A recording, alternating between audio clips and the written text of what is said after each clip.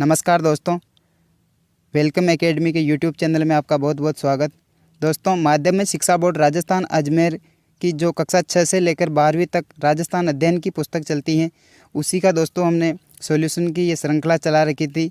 तो दोस्तों, इसी श्रृंखला का हमने कक्षा 6 की राजस्थान अध्ययन पुस्तक कंप्लीट कर ली। उसके बाद कक्षा 7 की जो राजस्थान अध्ययन की पुस्तक है, उसका भी एक फर्स्ट पार्ट चैनल पर अपलोड कर दिया है। और इस वीडियो में दोस्तों हम कक्षा 7 की जो राजस्थान अध्ययन की पुस्तक है, उसी का हम सेकंड पार्ट इस वीडियो में देखेंगे। यानी कि आधी किताब उस वीडियो में कंप्लीट थी और आधी किताब इस वीडियो में कवर की गई है। तो चलिए हम जल्दी से वीडियो स्टार्ट करते हैं। वीडियो स्टार्ट करने से पहले आपसे एक रिक्वेस्ट है कि आपने अभी तक वेलकम एकेडमी के यूट्यूब चैनल को सब्सक्राइब नहीं किया है तो जल्दी से चैनल को सब्सक्राइब करें और नोटिफिकेशन बेल आइकन को प्रेस करें, ताकि जैसे ही कक्षा 7 के बाद 8वीं की, 9वीं की, 10वीं की, ऐसे करके हम पूरी 12वीं तक की राजस्थान अध्ययन की पुस्तकों को कवर करेंगे, तो उन वीडियोज़ की नोटिफिकेशन आपको सबसे पहले मिले और आप वीडियो को सबसे पहले देख सके। दोस्तों, जो सभी प्रतियोगी परीक्षाएं होती है, उनमें ज़्यादातर जो राजस्थान जीके के क्वेश्चन पूछे जाते हैं, वो इन्हीं किताबों से पूछे जाते हैं। यानी कि इनके जो क्वेश्चन इनमें दिए होते हैं, वैसे के वैसे क्वेश्चन प्रतियोगी परीक्षाओं में पूछ लिए जाते हैं। तो चलिए हम जल्दी से वीडियो स्टार्ट करते हैं। इस वीडियो का दोस्तों पहला क्वेश्चन आपके सामने आ रहा है। इस वीडियो का पहला क्वेश्चन है दोस्तों, किस मुगल बादशाह ने जसवंत सिंह को महाराजा की उपाधि प्रदान की थी? क्वेश्चन को रिपीट कर रहा हूँ, किस मुगल बादशाह ने जसवंत सिंह को महाराजा की उपाधि प्रदान की थी? तो इस क्वेश्चन का आंसर होगा शाहजहाँ। यानी कि शाहजहाँ ने जसवंत सिंह को महाराजा की उपाधि प्रदान की थी। अगले क्वेश्चन को देखते हैं। क्वेश्चन नंबर 2 है, मिर्जा राजा जयसिंह के काल में 1662 ईस्वी में बिहारी सतसई लिखी गई, उसके लेखक कौन हैं? क्वेश्चनों को दोस्तों ध्यान से देखिएगा। क्वेश्चनों में एक ही क्वेश्चन में कई सारे क्वेश्चन निकल के आते हैं कि देखना बिहारी सतसई की रचना किसके काल में हुई? तो आंसर होगा मिर्जा राजा जयसिंह के काल में। और कब हुई? तो 1662 ईस्वी में। अब क्वेश्चन ये पूछ रहा है कि इसके लेखक कौन है, तो इसका आंसर होगा राजकवि बिहारी। यानी कि बिहारी सतसई के लेखक कौन है? राजकवि बिहारी। नेक्स्ट क्वेश्चन की ओर चलते हैं। क्वेश्चन नंबर 3 है, राजपूताने का करण किस शासक को कहा जाता है? यानी कि किस शासक को राजपूताने का करण कहा जाता है? तो इस क्वेश्चन का आंसर होगा महाराजा राय सिंह। यानी कि महाराजा राय सिंह को राजपूताने का करण कहा जाता है। अगले क्वेश्चन की ओर चलते हैं। क्वेश्चन नंबर 4 है, किस शासक का शासनकाल मारवाड़ का शौर्य युग कहा जाता है? दोस्तों, आज का जो ये पूरा वीडियो है, इसमें बहुत ही इम्पोर्टेंट क्वेश्चन है, तो आप इस वीडियो को ज़रूर देखना। क्वेश्चन है, क्वेश्चन नंबर 4 है, किस शासक का शासनकाल मारवाड़ का शौर्य युग कहा जाता है? तो इस क्वेश्चन का आंसर होगा मालदेव। मालदेव का जो शासनकाल था, उसे मारवाड़ का शौर्य युग कहा जाता है। क्वेश्चन नंबर 5 की ओर चलें। क्वेश्चन नंबर 5 है, संगीत राज, संगीत मीमांसा, सूढ़ प्रबंध आदि किसकी कृतियाँ हैं? यानी कि ये जो रचनाएं हैं, संगीत राज, संगीत मीमांसा, सूढ़ प्रबंध, ये किसकी रचनाएं हैं? तो इस क्वेश्चन का आंसर होगा महाराणा कुंभा। महाराणा कुंभा की ये तीनों रचनाएं हैं। अगले क्वेश्चन की ओर चलते हैं। क्वेश्चन नंबर 6 है, प्रसिद्ध ग्रंथ पृथ्वीराज रासो की रचना किस कवि द्वारा की गई? तो इसका आंसर होगा चंद बरदाई। पृथ्वीराज रासो के जो लेखक हैं, वो है चंद बरदाई। अगले क्वेश्चन की ओर चलते हैं। क्वेश्चन नंबर 7 है, पारसी इतिहासकारों ने हसमत वाला शासक किस शासक को कहा है? तो इस क्वेश्चन का आंसर होगा मालदेव। यानी कि पारसी इतिहासकारों ने मालदेव को हसमत वाला शासक के नाम से पुकारा है। नेक्स्ट क्वेश्चन, क्वेश्चन नंबर 8 है, पृथ्वीराज चौहान की माता का नाम क्या था? तो इस क्वेश्चन का आंसर होगा कर्पूरी देवी। पृथ्वीराज चौहान की माता का नाम क्या था? कर्पूरी देवी। नेक्स्ट क्वेश्चन दोस्तों, क्वेश्चन नंबर 9 है, महाराणा कुंभा किस वर्ष में मेवाड़ के राज सिंहासन पर बैठे? तो इस क्वेश्चन का आंसर होगा 1433। 1433 ईस्वी में दोस्तों महाराणा कुंभा मेवाड़ के राज सिंहासन पर बैठे थे। नेक्स्ट क्वेश्चन, क्वेश्चन नंबर 10 है, गीत गोविंद किसकी कृति है? तो इस क्वेश्चन का आंसर होगा जयदेव। यानी कि गीत गोविंद जो है जयदेव की रचना है। नेक्स्ट क्वेश्चन, क्वेश्चन नंबर 11 है, किस शासक द्वारा अचलगढ़ दुर्ग, बसंती का दुर्ग, भौमट दुर्ग तथा मचान का दुर्ग आदि दुर्गों का निर्माण करवाया गया? क्वेश्चन को रिपीट कर रहा हूँ, किस शासक द्वारा अचलगढ़ दुर्ग, बसंती का दुर्ग, भौमट दुर्ग तथा मचान का दुर्ग आदि दुर्गों का निर्माण करवाया गया? तो आंसर होगा महाराणा कुंभा। यानी कि इन सारे दुर्गों का निर्माण किसने करवाया था? महाराणा कुंभा। अगले क्वेश्चन की ओर चलते हैं। क्वेश्चन नंबर 12 है, रणछोड़ भट्ट द्वारा किस भाषा में राज प्रशस्ति को 25 शिलाओं पर खुदवाया गया? तो इस क्वेश्चन का आंसर होगा संस्कृत। यानी रणछोड़ भट्ट जी द्वारा जो राज प्रशस्ति को 25 शिलाओं पर खुदवाया गया वो संस्कृत भाषा में खुदवाया गया। अगले क्वेश्चन की ओर चलते हैं। क्वेश्चन नंबर 13 है, किस वर्ष मानगढ़ पहाड़ी पर आश्विन सुदी पूर्णिमा को संप सभा का अधिवेशन हुआ, जहां पर अंग्रेज सेना ने पहाड़ी को चारों तरफ से घेर कर गोलियां चलाई? क्वेश्चन को देखिए, क्वेश्चन से बहुत सारे क्वेश्चन निकल के आ रहे हैं कि मानगढ़ पहाड़ी पर जो संप सभा का अधिवेशन हुआ था वो कब हुआ था? तो इसका आंसर होगा आश्विन सुदी पूर्णिमा को। और मानगढ़ पहाड़ी पर किसका अधिवेशन हुआ था? संप सभा का। तो ऐसे एक ही क्वेश्चन से बहुत सारे क्वेश्चन निकल कर आते हैं। तो यानी कि ये जो क्वेश्चन पूछा जा रहा है कि मानगढ़ पहाड़ी पर आश्विन सुदी पूर्णिमा को संप सभा का अधिवेशन हुआ जहाँ पर अंग्रेज सेना ने पहाड़ी को चारों तरफ से घेर कर गोलियाँ चलाई, यानी कि वो कब चलाई थी? तो इसका आंसर होगा सन 1913 में। इस दोस्तों ये मानगढ़ पहाड़ी पर जो हत्या हुई थी, यानी कि अंग्रेजों ने जो गोलियां चलाई थी, इसे राजस्थान का जलियांवाला बाग का हत्याकांड के नाम से भी जानते हैं। नेक्स्ट क्वेश्चन की ओर चलते हैं। बीकानेर प्रजामंडल की स्थापना किस वर्ष हुई? तो आंसर होगा सन 1936 ईस्वी में। बीकानेर प्रजामंडल की स्थापना कब हुई थी? सन 1936 में। अगले क्वेश्चन की ओर चलते हैं। क्वेश्चन नंबर 15 है, बीकानेर प्रजामंडल की स्थापना किसने की? तो इस क्वेश्चन का आंसर होगा मगाराम वैद्य। यानी कि बीकानेर प्रजामंडल की स्थापना किसने की थी? मगाराम वैद्य। अगले क्वेश्चन की ओर चलते हैं। क्वेश्चन नंबर 16 है, किस वर्ष रणछोड़ दास गट्टानी की अध्यक्षता में मारवाड़ लोक परिषद का गठन हुआ था? अब क्वेश्चन को देखें दोस्तों कि मारवाड़ लोक परिषद का गठन किसकी अध्यक्षता में हुआ? तो आंसर होगा रणछोड़ दास गट्टानी। अब उसका लोक परिषद, मारवाड़ लोक परिषद का गठन कब हुआ? तो इसका आंसर होगा सन 1938 में। नेक्स्ट क्वेश्चन की ओर चलते हैं। एक ही आंदोलन को गति देने के लिए हजारों आदिवासी उदयपुर में एकत्रित होकर महाराणा को कितनी सूत्रीय मांग पत्र दिया? तो आंसर होगा दोस्तों 21। यानी कि एक ही आंदोलन के लिए जो उदयपुर में आदिवासी लोग इकट्ठा हुए थे, उन्होंने महाराणा को 21 सूत्रीय मांग पत्र उनके सामने उन्होंने प्रस्तुत किया था। अगले क्वेश्चन की ओर चलते हैं। क्वेश्चन नंबर 18 है, राजस्थान के किस किसान आंदोलन की चर्चा लंदन के हाउस ऑफ कॉमन्स में भी हुई थी? क्वेश्चन को रिपीट कर रहा हूँ कि राजस्थान के किस किसान आंदोलन की चर्चा लंदन के हाउस ऑफ कॉमन्स में भी हुई थी? तो इस क्वेश्चन का आंसर होगा सीकर किसान आंदोलन। अगले क्वेश्चन की ओर चलते हैं। क्वेश्चन नंबर 19 है, प्रजामंडल के संबंध में किस महानायक ने कहा कि किसी स्थान पर जन आंदोलन तभी प्रारंभ हो सकता है जब वहाँ की जनता तैयार हो? यानी कि ये जो बात कही थी कि किसी स्थान पर जन आंदोलन तभी प्रारंभ हो सकता है जब वहाँ की जनता तैयार हो, ये बात किसने कही थी? तो इस क्वेश्चन का आंसर होगा पंडित जवाहरलाल नेहरू। यानी कि ये जो दिया गया वाक्य है ये पंडित जवाहरलाल नेहरू के द्वारा कहा गया था। अगले क्वेश्चन की ओर चलते हैं।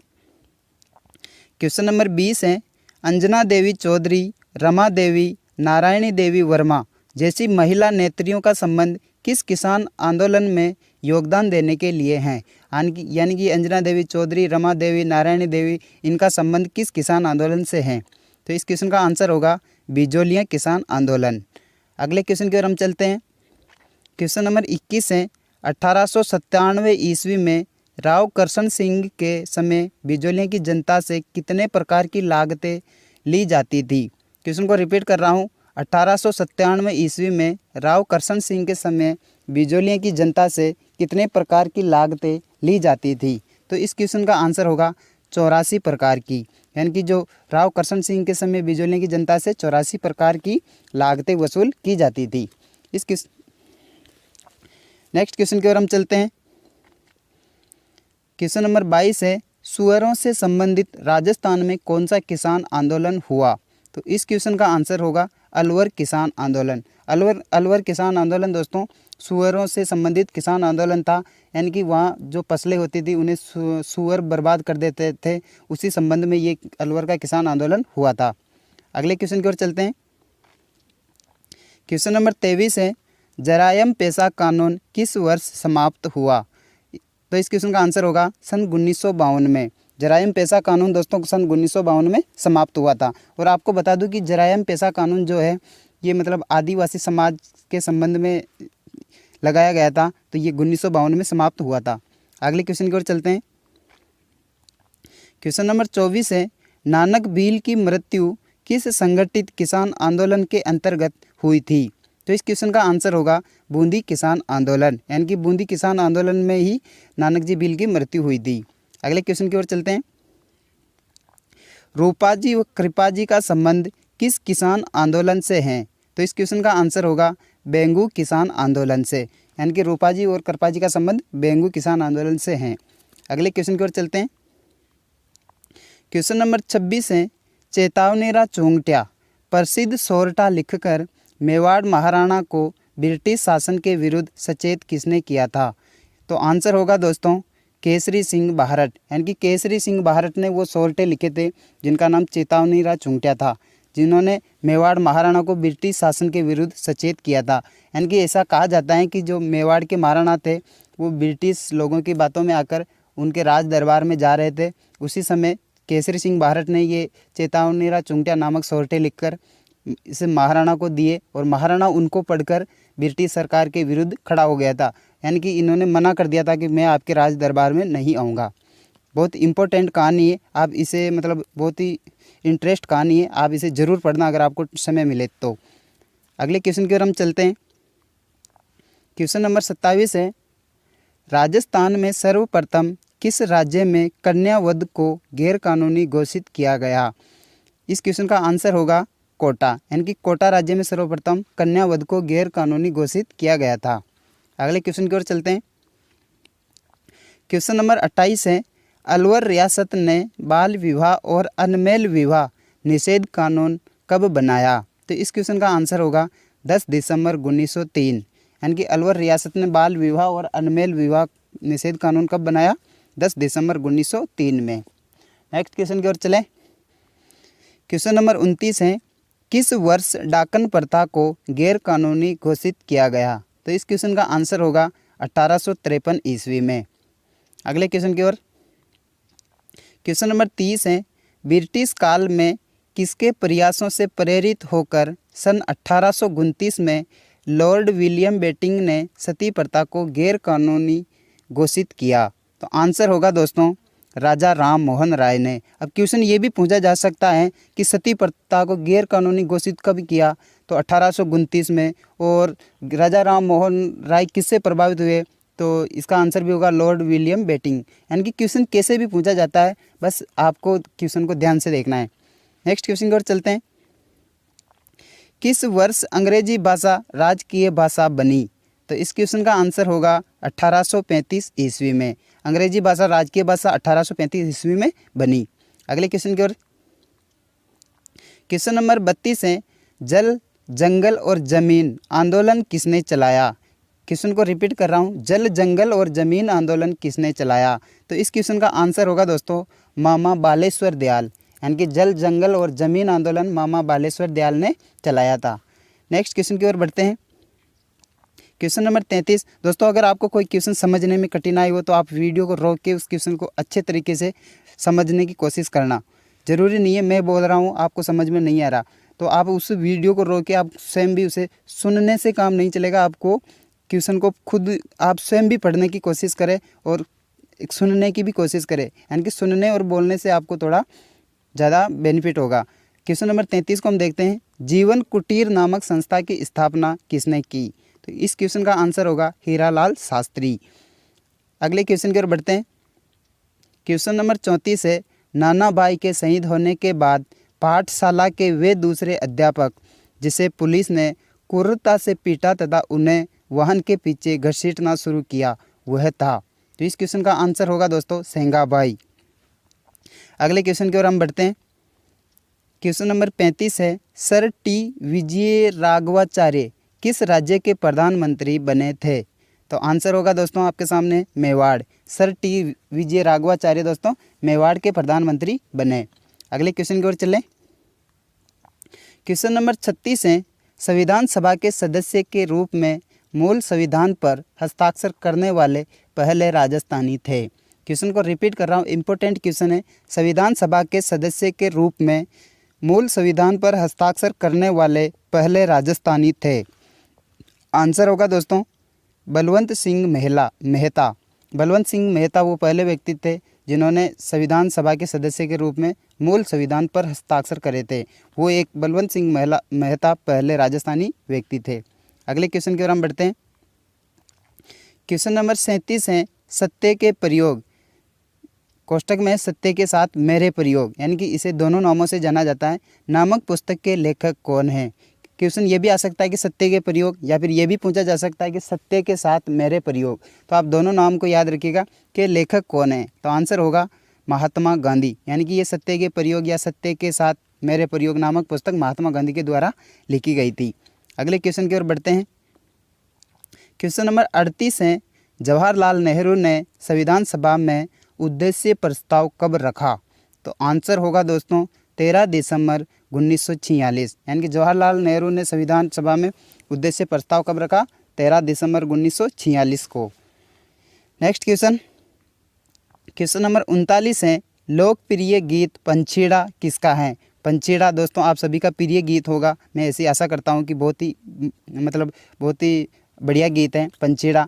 तो ये किसका है। तो इस क्वेश्चन का आंसर होगा माणिक्य लाल वर्मा। कभी आपको समय मिले तो पंछीड़ा को आप जरूर सुनना, यूट्यूब पे सर्च कर लेना, यूट्यूब पर आ जाएगा, तो आप उसे ज़रूर सुने। अगले क्वेश्चन की ओर हम बढ़ते हैं। क्वेश्चन नंबर 40, पहली बार आधिकारिक रूप से राष्ट्रीय कांग्रेस ने भारत के संविधान निर्माण के लिए एक संविधान सभा बनाने की मांग किस वर्ष की। तो इस क्वेश्चन का आंसर होगा सन 1935 में। नेक्स्ट क्वेश्चन की ओर बढ़ते हैं। क्वेश्चन नंबर 41 है, संविधान सभा की प्रथम बैठक कब आयोजित हुई। तो आंसर होगा दोस्तों 9 दिसंबर 1946। ये क्वेश्चन भी बहुत इंपॉर्टेंट क्वेश्चन है, कई बार प्रतियोगी परीक्षाओं में पूछा गया क्वेश्चन है कि संविधान सभा की प्रथम बैठक कब आयोजित हुई। तो आंसर होगा 9 दिसंबर 1946। अगले क्वेश्चन की ओर हम बढ़ते हैं। क्वेश्चन नंबर 42 है, प्रारूप समिति के अध्यक्ष कौन थे। इस क्वेश्चन का आंसर आप सभी को पता होगा कि प्रारूप समिति के अध्यक्ष कौन थे। आंसर होगा बाबा साहेब भीमराव अंबेडकर, डॉक्टर भीमराव अंबेडकर। अगले क्वेश्चन की ओर चलते हैं। क्वेश्चन नंबर 46 है, संविधान सभा के अस्थायी अध्यक्ष कौन थे। आंसर होगा दोस्तों डॉक्टर सच्चिदानंद सिन्हा। दोस्तों डॉक्टर सच्चिदानंद सिन्हा को संविधान सभा के अस्थायी सदस्य के रूप में नियुक्त किया गया था। इसके बाद इस संविधान सभा के स्थायी सदस्य और व्यक्ति को नियुक्त किया था। अगले क्वेश्चन की ओर बढ़ते हैं। संविधान सभा के स्थायी अध्यक्ष कौन थे। अस्थायी अध्यक्ष का अभी हमने क्वेश्चन देखा कि डॉक्टर सच्चिदानंद सिन्हा। अब पूछा जा रहा है कि स्थायी अध्यक्ष कौन थे। तो इस क्वेश्चन का आंसर होगा डॉक्टर राजेंद्र प्रसाद, यानी कि डॉक्टर जो सच्चिदानंद सिन्हा थे उन्हें अस्थायी अध्यक्ष के रूप में नियुक्त किया था। उनके बाद फिर डॉक्टर राजेंद्र प्रसाद को संविधान सभा के स्थायी अध्यक्ष के रूप में नियुक्त किया गया। अगले क्वेश्चन की ओर हम बढ़ते हैं। क्वेश्चन नंबर 45 है, ब्रिटिश सरकार ने अपने कितने मंत्रियों का एक दल भारत भेजा जिसे कैबिनेट मिशन कहा जाता है। कैबिनेट मिशन का आपने सभी ने नाम सुन रखा होगा, यानी कि ब्रिटिश सरकार ने भारत में एक 3 सदस्यीय जो भेजा था उसे ही हम कैबिनेट मिशन के नाम से जानते हैं। तो ये क्वेश्चन भी यही पूछा जा रहा है कि कितने मंत्रियों का एक दल भारत भेजा था। तो इस क्वेश्चन का आंसर होगा 3 मंत्रियों का, यानी कि 3 मंत्रियों का जो समूह भारत भेजा था उसे ही हम कैबिनेट मिशन के नाम से जानते हैं। अगले क्वेश्चन की ओर बढ़ते हैं। क्वेश्चन नंबर 46 है, प्रतिवर्ष संविधान दिवस कब मनाया जाता है। तो आंसर होगा 26 नवंबर को। दोस्तों 26 नवंबर को हम सभी संविधान दिवस के रूप में मनाते हैं। अगले क्वेश्चन की ओर बढ़ते हैं। क्वेश्चन नंबर 47 है, राजस्थान मूल के प्रवासी बनारसी दास झुंझुनूवाला किस राज्य से संविधान सभा के सदस्य चुने गए थे। क्वेश्चन को रिपीट कर रहा हूँ कि राजस्थान मूल के प्रवासी बनारसी दास झुंझुनूवाला किस राज्य से संविधान सभा के सदस्य चुने गए थे। क्वेश्चन आपको समझ में नहीं आ रहा होगा। क्वेश्चन का ये मतलब है कि वो राजस्थान के ही थे, लेकिन वो राजस्थान से कहीं और रहने लग गए थे, इसलिए उनको किस राज्य से संविधान सभा के सदस्य चुने गए थे। तो इस क्वेश्चन का आंसर होगा बिहार, यानी कि वो राजस्थान के तो निवासी थे लेकिन राजस्थान से कहीं और रहने लग गए थे, फिर उनको बिहार राज्य का जो संविधान सभा के सदस्य चुने गए थे। थैंक यू दोस्तों, इसी क्वेश्चन के साथ हमारा वीडियो भी कंप्लीट हुआ और अगर आपको वीडियो पसंद आया, हमारी ये मेहनत आपको थोड़ी अच्छी लग रही है, तो वीडियो को अपने दोस्तों के साथ शेयर करें, चैनल को ज़रूर सब्सक्राइब करें। और थैंक यू दोस्तों। अगर आपको कोई इसमें समस्या आई हो तो आप कमेंट करके ज़रूर बताएं, ताकि हम उस समस्या में सुधार कर सकें और आपको और भी बेहतर वीडियो देने की कोशिश करें। थैंक यू दोस्तों।